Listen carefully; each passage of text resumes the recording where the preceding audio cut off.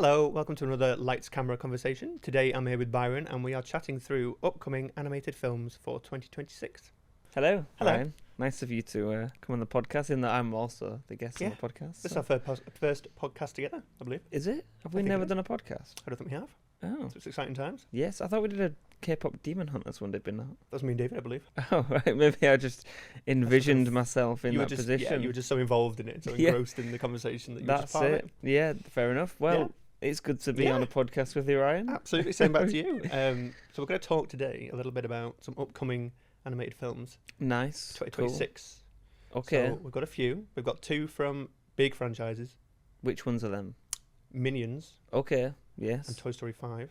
I love a good Toy Story film, so yeah. And then we've got a film that you may not know the studio name, but you'll probably know some of the works that they've done before. Okay. So we'll get on to that. Okay, let's go. But are you an animation fan? Do you watch a lot of animation films? I am. It's really weird. I like animation films, especially when I was a bit younger. So I liked obviously Cars and Pixar films, Disney, Toy Stories. You know, I like that sort of film. Yeah. However, when it comes to like watching a TV show, for example, Star Wars, or even Stranger Things, and then I hear they're going to make an animated version of it, Okay. I always skip them. So, Okay. for example, Star Wars, I think there's an animation like Attack of the Clones or something like Yes, that. Clone Wars. Or something Clone like that, isn't Wars.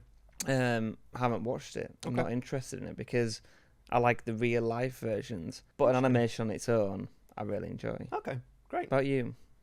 I'm not just saying this because it's my job, but I do love much animated films. Mm-hmm. I like looking around for like unusual ones or ones from like the non-big like Pixar. Okay. Do you know what I mean? I'm finding Yeah. some nice independent-y stuff that have just got different style to them. So I'm always on the lookout for new ones because they're quite comforting for me, I think. What do you look? Obviously, when I watch a film, Mm. I sit there and I annoy I annoy everyone by going, "It's a good shot, is that? Okay. I'd have shot this a bit differently, or the lighting's nice." What do you look for when you watch an animation? Do you look for drawing technique, or whether it's digital or stop motion? What do you look for? I think the style does draw me in, I'll be honest. Particularly if it's a 2D one. I think if it's got a nice style, I can kind of forgive some of the story stuff sometimes. Okay. And then I guess it works the way around that if it's a style that isn't quite gelling with me, Mm-hmm. I can find it a bit jarring and might struggle to get through it. So if it's a terrible story, you don't understand the story, but it looks really nice. I can You like it? kind of let it go, yeah, or I can at least sit through it and admire it from a different perspective. Do you know what I mean? You see, to like us, well, to me, when I'm watching a film, if it's cinematically good, I'll still want a good story. Oh yeah, I mean bonus points if they've got everything. Yes, But if I'm just appreciating that film for its style, then I'll you sit through appreciate it. it. Do you know what I mean? I guess we can be sat there and go, God, that film was really, really good, but then not understand what the film is. But we've just appreciated the actual cinematic side of it. So yeah, I can see that. Yeah. Good. Yeah. Good. So what is this animation from the studio that I won't understand? Because I feel like that is a different one that many people won't really watch. Yeah, so it's called Wildwood. It's from a studio called LAIKA. Not heard of it. No, Yeah. but they did Coraline. You might know Coraline. No, I've not heard Do you of know? Coraline Okay. either. Coraline was their big hit. Was it? And they've done 4 films since then. Box Trolls, Paranorman, Kubo and the Two Strings, Missing Link.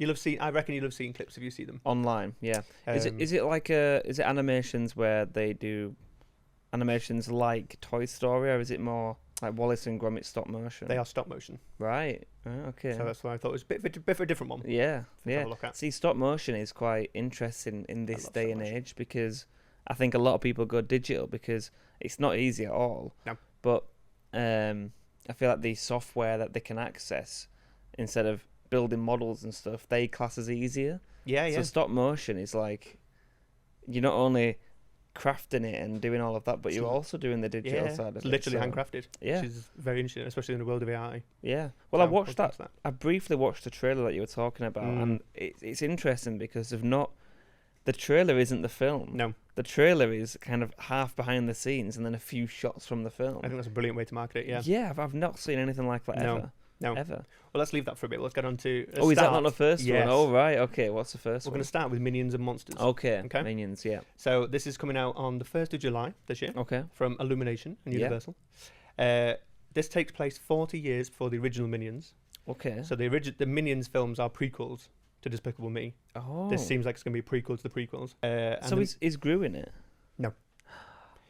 Really? Wow. So this one, we've got the Minions aiming to make a monster movie in old Hollywood. Right. So no, the Minions films are prequels to Despicable Me. So I think the second one had Gru in as a boy. I haven't seen it. Wow. But they're supposed to be before all that happened. See, that's interesting because I've watched Minions 1 and 2, I think. And Gru seems like the main character. Do you mean Despicable Me? Ah, yes. Yeah. Ah, right. Okay. So this is technically the 7th film in the Despicable Me franchise. Oh my god. See, I've not watched Minions, and I've only watched Despicable Me. So we had Despicable Me in 2010, which I do remember watching. Mm-hmm. It came out at a similar time to a film called Megamind. Have you seen Megamind? Yes, love Megamind. And they were both films that had the villains as the main character. Right. Okay. I thought it was really interesting. So they both kind of like stood out as kind of a little bit of rivals, but also like good films on their own rights. So is Gru an evil character? He's a villain, isn't he? He's a super villain, and then he kind of becomes good in some ways. Yeah, I believe I remember him becoming good. Yeah, but I thought Gru was saving them from becoming purple. It's been a while since I've watched him, but I guess the minions are his minions, aren't they? They were his little companions. Yeah. In his super villainy. Yeah. Do you know what I mean? Yeah. Fair enough. That is an interesting one. Yeah. And then Despicable Me 2 came out in 2013, which I think I've watched, but I can't remember it. I must have watched Despicable Me 1 and 2. Yeah. And that's where I stopped. Yeah. We had Minions then 2015, Despicable Me 3 in 2017. Right. Minions: Rise of Gru in 2022, and then Despicable Me 4 in 2024. I must admit, I don't think I've watched the last three. I've fallen away from this franchise. So is Gru in Despicable Me 3, or do you not know? Gru's in all the Despicable Me films. But just not the Minions. He's as a young child in the second Minions one, apparently. Right, okay. But a fun fact that I found out about this franchise, it's the highest grossing animated film franchise in history. Really? Do you want to guess how much it's pulled in? Is it... Right, that'll give it away. Is it about 800 million? Or is it above? Way above. It's above the billion? Way above, yeah. Way above it. 50 billion? Okay, maybe not that much. Went from one extreme to the other. Right, realistic guess, 24 million. Billion, sorry. 3.7 billion. That is a lot. That is a lot of money. But I didn't realise it was the highest grossing animated film franchise. I'd have thought... No, I wouldn't have thought that either. So this is a big thing for Illumination and for Universal. This is a big money grab. Not money grab, but a big franchise for them. So so we watched the trailer for the new one. What did you think? I thought, and I said this to you, I genuinely thought it was a bit dramatic. It's like they've got a massive budget and they've just gone, do whatever you can do and get these aliens in. And I just feel like, I don't know the context of Minions because I've not watched any of them. I get you. However, I feel like it's gone from this little Despicable Me in a supermarket, quite niche, to now going to islands and having this massive alien fight. And obviously we've not seen the film, so we don't know exactly. But for me, it seems like it's gone from a really nice film to then a really messy film. Okay. And some franchises do end up doing that. Yeah, I agree. I think when I first saw the trailer, it seemed an odd move for them to make. Mm-hmm. But I think they're obviously just trying to take it in a different direction. I think they've obviously had the first Minions, which then had the second Minions leading more into catching up with Despicable Me. So now maybe they've gone back in time a bit more and just to have a fun story with the Minions. And it does look fun and it does look interesting with all the monsters and stuff like that going on. So I think it's got fun value. In the first few Minions, were the monsters? No, and this is what kind of... I don't think so anyway. See, it's interesting then, because at the end of this Minions, if it's gone back, they realistically should be getting rid of all the monsters. Because if there's none in the future... I don't think there are anyway. I think it's more about supervillains and superheroes and stuff in the franchise, as far as I can tell. So does that kind of give away the ending? That they're going to get rid of the monsters? They'll just stick them on an island somewhere, or have another 3 films out of it and then get rid of them. There you go. There you go, another whole franchise. Yeah, do you think they're running out of ideas? Monsters, it's a really easy thing to come back to, like Monsters versus Aliens, which I think was a great film as well. It's a good film. Like they're coming back to a really easy thing. I think maybe they'd gone down a bit of a dead end in terms of catching up with Despicable Me. So I think now, fair play to them, was trying out different things with them, aren't they? And the Minions, you can't go anywhere without seeing a Minion, can you? No. So they're going to want to keep that going. No. See, when I went to Universal Studios in Florida, all about Minions, and they've got a massive Minions 4D thing, and I'm like, I don't want to go in there because I've not watched it. Yeah. So I know it's a big thing for Universal, but I'm still thinking about that top animation ever, revenue-wise. Yeah. I'd have thought Shrek would have been up there. No, I don't know the ranking, but yeah, this is the highest grossing one across 7 films. That's quite impressive to say that 2010 to 2026 we're in now. 16 years, it's become the best one, considering that animation has been going on from Disney and Pixar and other houses for decades. Yeah, completely. Yeah, really interesting. Yeah. So let's give it an excitement rating. How excited are you for out of 5? How excited or anticipated, or would you watch it? Like, what would you? Am I judging this on? Obviously, I've not watched the other Minions. Am I judging this on my personal excitement, or from seeing that trailer? Would you go see it? Would I go see it? Are you like out of 5? Like, I would probably say 3. Okay, that's good. When I compare that to other animations that I've seen, I wouldn't be jumping the gun to go and watch it at the cinema. But that might have something to do with the fact that I've not seen the other Minions. Okay. What about you? I think I'm going to go maybe a 3.5 to 4. Oh, you do? I think it looks quite fun. And like, it isn't. As I say, I've fallen away from this franchise a bit, but I think it looks a fun story. So I'm willing to give it a go. Oh, is this out of 5? Out of 5. 10? Oh, I see. I thought it was out of 10. Oh wow, so you're really low. Yes. Okay. See, in that case, I'm probably more of a 2. All right. Not quite a 1 because it looks interesting. Yeah. But yeah, I'm not eager to go and see it. So maybe out of 5. All right. I would say 2. All right. So, Toy Story 5. Yeah. The 5th one. Yeah. This is coming out on the 19th of June of this year. Quite soon, yeah. Yeah, very soon. From Pixar again. And this is the 6th film in the Toy Story franchise, if you include Lightyear. Not seen Lightyear. Okay, we'll talk about Lightyear a little bit in a minute. Okay. But this one focuses on the traditional toys fighting to stay relevant in a screen-obsessed world, with Bonnie's new favourite plaything, Lily Pad. So we'll talk about what are your thoughts on Toy Story as a franchise. What are your relationship to it, I guess? The franchise is one of my favourites. Amazing. From being like a child. Yeah. The Toy Story 1 I think is brilliant. Toy Story 2 I think is a really fantastic film on top of the number 1. Absolutely. And then the third one I think is really good as well. 4th, it lets it down massively, I think, because again, like I was saying with Despicable Me, it's gone from this really niche Toy Story 1 in a house. Yeah. Toy Story 2, you go for a little adventure, you're on a plane, and then you end up in a house and a barn. Yeah. Really simple. Toy Story 3, again, really simple. It's true. You go from a house to then daycare. Yeah. And then you go back to the house, and it's all just that is the film. Yeah. Toy Story 4, again, it's like they got a big budget. Let's go big. Yeah. Let's get these toys to go missing, and then they end up at a fairground, and then Woody says goodbye. Yeah. And bear in mind, Woody's already said goodbye. Exactly. He's already had the goodbye. Yeah, exactly. I agree. And I think that is where unfortunately, my excitement for the new one coming out, I'm like, I don't want it to be another disappointment. Yeah. However, watching the trailer, I think it could come back a bit. It looks quite simple, but it depends on how much adventure they actually have. That's so true. Yeah, it's very, very true. Yeah. Yeah, very, very true. I think I'm a similar thing. Like, Toy Story for me, what year were you born? 2001. That's when it first came out, right? Okay, can we just have a little timeout? Because I wasn't prepared for that. Okay. Well, Toy Story 1, the first one, was in 1995. It was 31 years ago. So I was 4 when that came out. Wow. So yeah, I'd have watched that when I was like 5 maybe. So it'd been 10 years old by the time I'd watched that. So I had the bedspreads. I remember getting the Buzz Lightyear doll for Christmas. Wow. I asked for it, and my parents did the thing of, I unwrapped everything and they'd left it out. So I was so disappointed I wasn't getting it. And then after about half an hour, they said, oh, there's another present in the kitchen. And it was there on the kitchen top. What did you get? A Buzz Lightyear doll. Did you?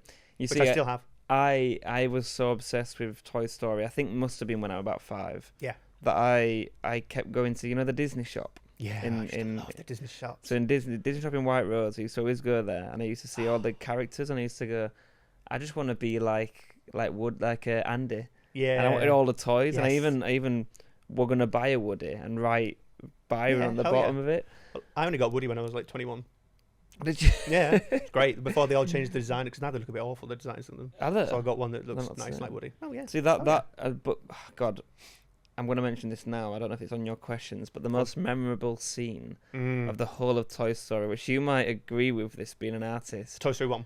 2. Oh, 2, go on. It's where Woody gets his renovations. Yeah. And he gets his little tray out and that satisfying pain on the foot.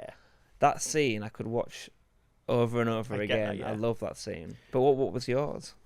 From season 1, from film 1. Memorable moment from Toy Story 1. Yeah, because you said it. You said, is it number 1? I do have a very vivid memory of when Sid's in the back garden blowing all the toys up. Oh yeah, that's a good scene. It's just a bit like, whoa, and Sid's just got an element of creepiness and just that bedroom, and it just gives me like the shivers when I watch it now. But I suppose it's designed to be that way. Yes, yeah. Going back to Toy Story 2, so that came out in 1999, so it was a few years. That's crazy.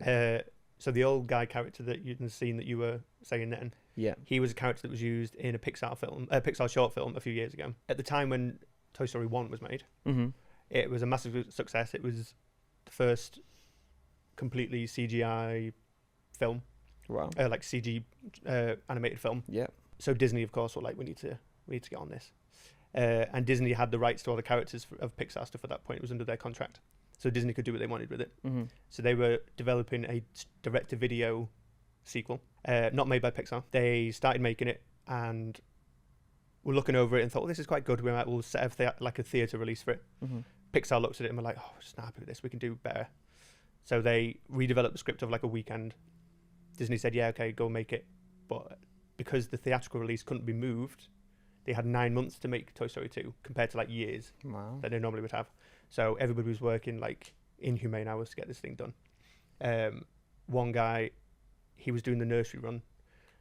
He was dropping his child off at nursery before going to Pixar.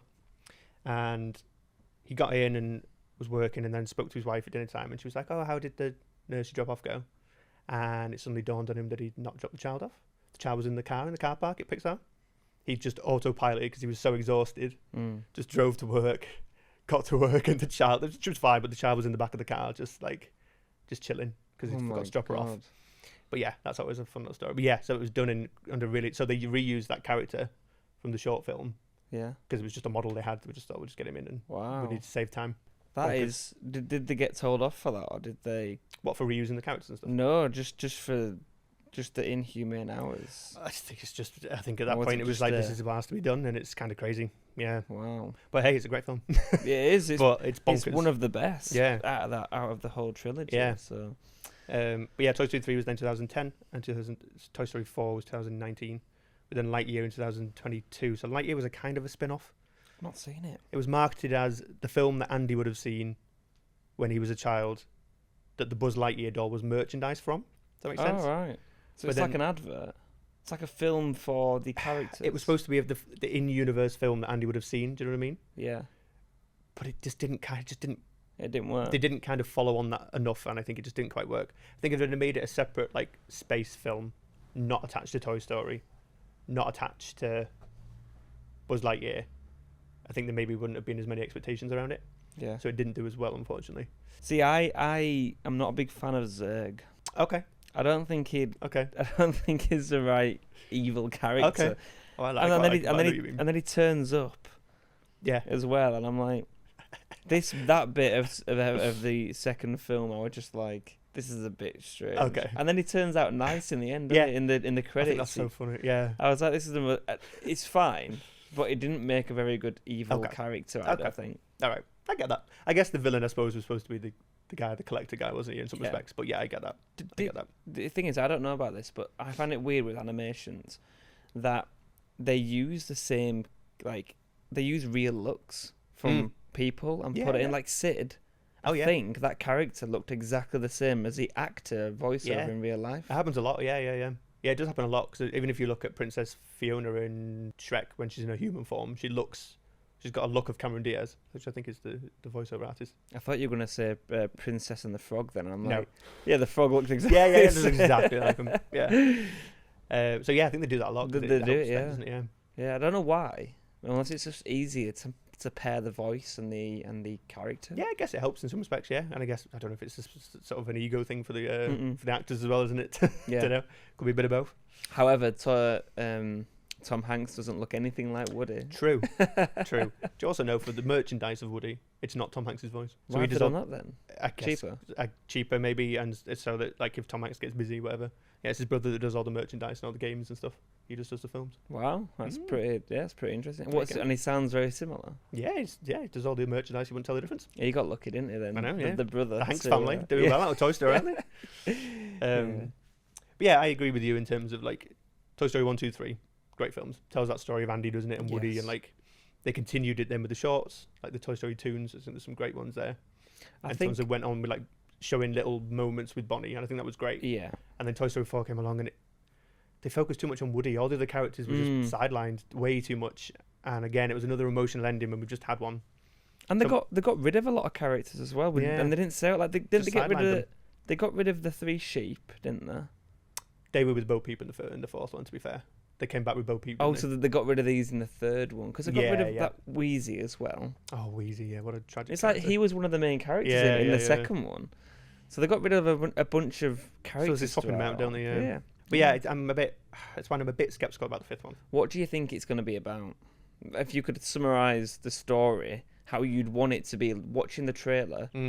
I don't know, because I must admit the trailer does look good. I'm a bit more optimistic about it. I quite like the idea of it, like tech v toys. I think they could go somewhere, but I don't know. I don't really know how it's going. Are they going to do another ending? Like we've had 2 endings already to this franchise. Do you think any characters will die? But I'm skeptical because I'm like, as I just said, they ended it well with 3. They had another emotional ending with 4. Yes. Are they going to do another emotional ending that we've got to sit through, or are they going to want to leave it open for more? Like, I don't know. I don't know how they can do it now. What do you think of Woody's bald patch? It's a fun little development. It's kind of weird. It's a gimmick. It's a fun little development. But it's like that would never happen with toys, and not in that particular spot unless he's rubbing his head against the tree all the time. Well, yeah, and in the first film, it's all focused on toys and dropping and making sure that they don't find out. I feel like now it's like the real life people know that these toys move around. Yeah. Because surely they would after 5 episodes. That's so true. Yeah, that's very true. But so I'm not a big fan of it. I'm like, just keep them how it is. Get that guy back with Train. Just fill in his hair. Oh yeah. Oh my god, yeah, just take him back to that. Yes. Perfect. Yeah. So I really enjoy. I know Lauren don't like this, but I really like the tech side of it because tech has fully taken over. Yeah. Children now. Yeah. That I really like how they're bringing that into the film, and I would love to see. I don't know if this is the actual film, but I would love to see them trying to get into like the data centers and like putting water over them and damaging all of the AI and because there's a bit in the trailer where it listens to Jessie and then it reads it back in like Spanish and stuff. So it'd be really good to see the tablet like shut down. And then Bonnie kind of goes back to the toys.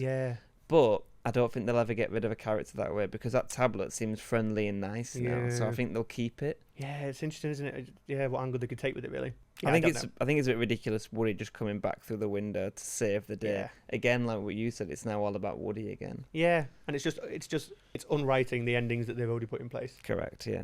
The more, and it's just that's just how it's gonna happen now. The more of these films they do, they run out of money. They need to make more money on toys. Yeah. And this is why they're bringing new characters as well to make all new toys and get them to buy like Forky. Yeah. That was worst. Brilliant. And he's in Toy Story 5 as well. He is. The worst character. He's got a partner apparently in it, but looks at it as well, isn't he? So yeah. Yeah, so Toy Story is the 4th highest grossing animated franchise. Is it? I thought that'd be higher. I thought that'd be like 2 or 3. I thought that, to be honest. Yeah, it's the 21st highest grossing film franchise, like of all film franchises, but the 4th highest grossing animated. It's more than 3.3 billion. 3.3 billion. Well, they're all pretty close. Yeah. Well, I suppose they've had 5 films across 31 years. It's a lot of money in it to go. It's a lot. It's a lot. But so yeah, I guess excitement, anticipation. Would you watch it level? What would you do out of 5? Out of 5, I'm gonna probably say 4 for this one. Okay. I'm excited for it. I've really enjoyed Toy Story. Yep. However, would I be in a rush to watch it like at the cinema? Probably not. I'll wait till it comes out and then I'll probably sit at home and watch it. 5 is like I need to go to the cinema now and watch it. So I'd give it a 4. Definitely gonna watch it. Definitely excited to see the story, but I don't want it to be a letdown. I think I'm the same. I think I'm actually going for a middling 3. Really? You've gone below Minions? I think so, because Wow. I think because I was disappointed with Toy Story 4.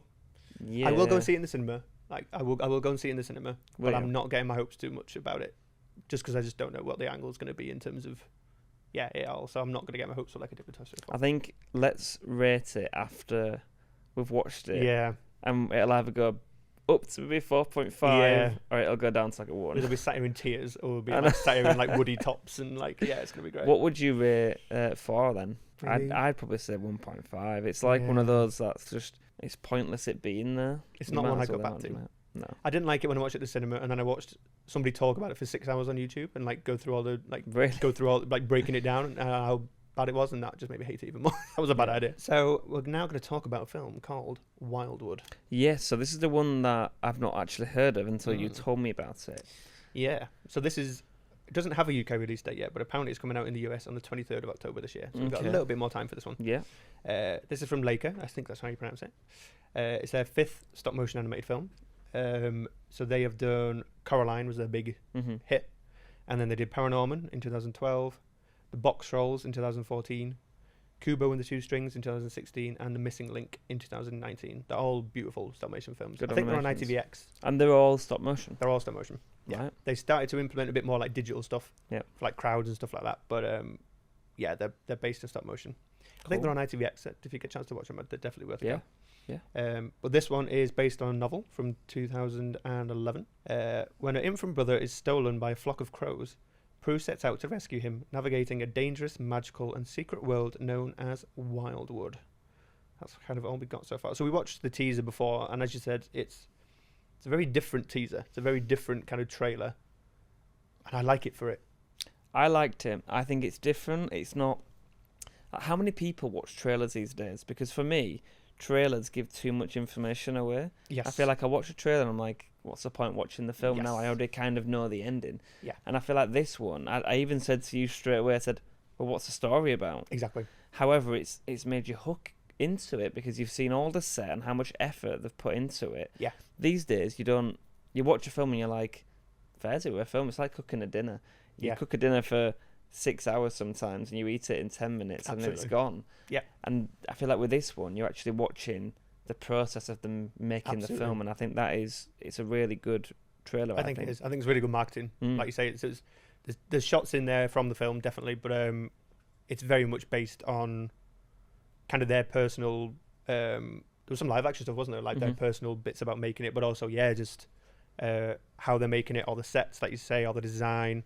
It's really focused on, hey, we're people and we are handcrafting this film. Correct. And I do wonder whether it's a bit of like, in an AI world, they're going, this is all made by hands, made by people. Look at what we can do. Look at what we're doing, and look at this beautiful thing that we're making. And you do get a sense of the story and the kind of feel of the film, but as you said, it's not.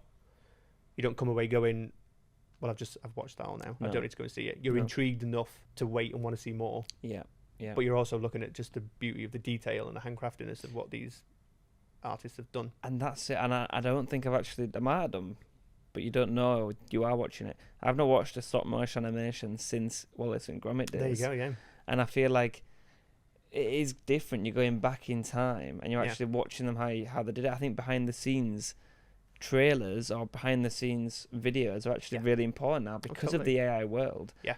The amount of times I'm on TikTok and YouTube and I'm like, that's probably AI. It might not be. You just don't know. So proving it and having that realism between you and the audience is actually really good. I think it's really interesting. Yeah. I mean, I'm someone that always looks out for like behind the scenes stuff, these things anyway. But I think for somebody or people that aren't looking for that, it's going to be a bit of a shock, and they're actually like, oh wow, that's how it's done, or like, look at the size of that set, or this, that, and the other. And I think. Yeah, I just think it's a really interesting marketing campaign for this. And, I'm sure we'll get a full trailer down the road a bit closer to the time, but I think a lot of people are going to go down that route. I think this is... I assume it's been done before, but at this level, I think there's going to be a lot more people showing off their work in trailers. Yeah. And I think it needs to go down that route. Otherwise, I agree. We'll just keep on seeing the same trailers here and there with the same thriller music. Yeah. Absolutely. And then we'll I don't think it hooks you into want to go see it. No, that's so true. No, I completely agree. That did. I've never heard of the film, never heard of the production house. Oh, there you go. And it's made me actually go, I might give it a watch. Yeah. And I would go back and watch their back catalogue. There's some great films. Paranorman is one of my favourite films. It's kind of a Halloweeny one, but it's I reckon you'll like Paranorman. Right. It's yeah, good. I'll have to give that one a watch. Give it a go. Well, you like the same things as me, like Lost and stuff. So there we go. I'll give it a watch. Yeah, give it a go. Yeah. So excitement rating on this one. What would you think? Yeah, how much has it built your anticipation for it? It's weird because it's stop motion, which means I feel like it is a little more outdated. So for me, it's not like Toy Story and it's not like Star Wars. However, the trailer has actually made me excited to watch it and see how much effort they've put into it. Great. So maybe give it more of a 3.5. Oh, great. Love that. Great. Yeah. I'm going straight with a 5.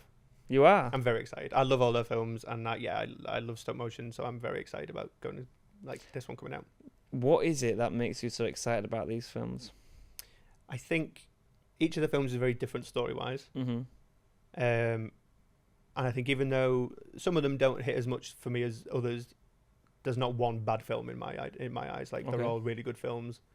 And I love the sort of tactile nature of stop motion films. I love watching it and seeing an actual set and actual models. And so I think them as a studio I really like, and the films I really like. So, and this story seems interesting and seems quite cool, and some of the sets and stuff look amazing. So I'm quietly confident this is going to be a good film for me. Good. So we'll have to watch it both, and then put another rating on it. Yeah. Keep yours at 5. Yeah. Just go back down. Yeah. If it's a terrible disappointment now, then we'll have Toy Story merch on one sleeve, and then we'll have what's the actual name of it? I forgot. Wildwood. Wildwood, and then we'll have Minions. Yeah, we'll have it all. Yeah, sorted. Yeah, I think that's it. I think we've covered quite a lot there today. So we have. We've got a lot to look forward to this year, animation-wise. You've convinced me to watch some animations because that's what I'm here for. Yeah. So Toy Story first, and then I'll watch Wildwood. There you go. and then maybe I'll start on Minions. I need to watch Despicable Me 3 before I do anything. But then we'll see. Well, there you go. Not Star Wars yet, though. Okay. I quite like David can convince you on those ones. I quite like my real Star Wars films. So all right. We'll leave that to David. We'll leave that one. Yeah, but the rest of them, I'll definitely give them a Great. watch. That's all I'm here for. Great. Brilliant. Well, it's been good talking to you, Ryan. And you. And we'll have to have another podcast soon with me and you. Yeah. I've not had one in a year and a half. Maybe a lost one or something like that. Yes, I did a lost one with Steph. Oh. Let's make this part 2. Let's do it. Cool.